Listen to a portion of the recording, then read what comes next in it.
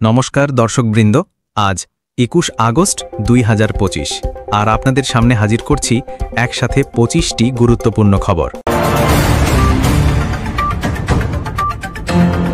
শিক্ষক নিয়োগ মামলার চূড়ান্ত রায়।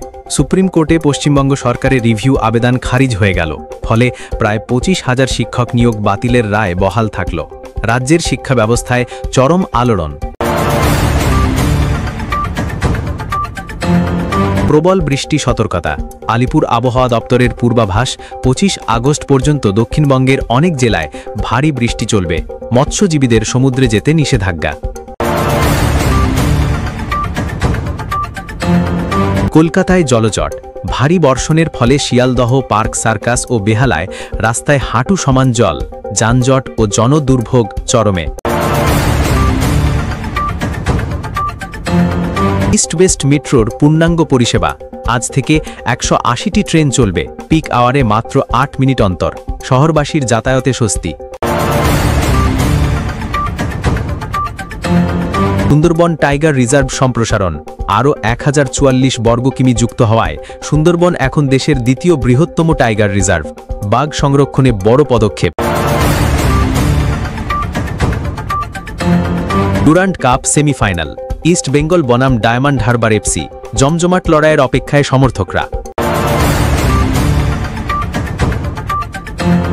ডেঙ্গির প্রকোপ। কলকাতা ও হাওড়ায় ডেঙ্গি আক্রান্তের সংখ্যা বাড়ছে। স্বাস্থ্য দপ্তরের টিম মাঠে নামানো হয়েছে। উত্তরবঙ্গের চা বাগান। বন্যার আশঙ্কায় বহু বাগান বন্ধ। শ্রমিকরা চরম সমস্যায়। স্টিল ইন্ডাস্ট্রিতে বিনিয়োগ। ৫ বছরে পশ্চিমবঙ্গের স্টিল খাতে ৮,০০০ কোটি টাকার নতুন প্রকল্প। পুরুলিয়াতে তৈরি হচ্ছে বিশাল কারখানা। সবজির দাম বেড়েছে। বৃষ্টির কারণে সরবরাহ কম। বাজারে টমেটো ১৮০ টাকা, শিম ২০০ টাকা কেজি। সাধারণ মানুষের নাভিশ্বাস। কলকাতা পুলিশের নতুন মোবাইল অ্যাপ। ট্রাফিক কন্ট্রোল ও চালান দেওয়ার জন্য আজ থেকে চালু হলো নতুন মোবাইল অ্যাপ। দুর্গাপুজো বাজেট। আগামী মাসে দুর্গাপুজো উপলক্ষে রাজ্য সরকার বিশেষ অনুদান ঘোষণা করতে পারে এমন জল্পনা বাড়ছে। বিনামূল্যে শিক্ষা সামগ্রী। প্রাথমিক থেকে উচ্চ মাধ্যমিক পর্যায় পর্যন্ত ছাত্রছাত্রীদের জন্য খাতা কলম বিতরণ কর্মসূচি শুরু হয়েছে। ডায়রিয়া প্রকোপ। দক্ষিণ ২৪ পরগনা ও নদিয়ায় ডায়রিয়ার প্রাদুর্ভাব বেড়ে গেছে। স্বাস্থ্য দপ্তরের বিশেষ নজর। কলকাতা বিমানবন্দর উন্নয়ন। নতুন টার্মিনাল ভবনের কাজ দ্রুত এগোচ্ছে। যাত্রী ধারণ ক্ষমতা দ্বিগুণ হবে। মেট্রো স্টেশন নিরাপত্তা। কলকাতা মেট্রোর প্রতিটি স্টেশনে এবার লাগানো হচ্ছে এআই ভিত্তিক ক্যামেরা। প্রধানমন্ত্রী মোদির সফর। ২২ আগস্ট কলকাতায় ৫,২০০ কোটি টাকার উন্নয়ন প্রকল্পের উদ্বোধন করেছেন। তার প্রভাব নিয়ে চর্চা অব্যাহত।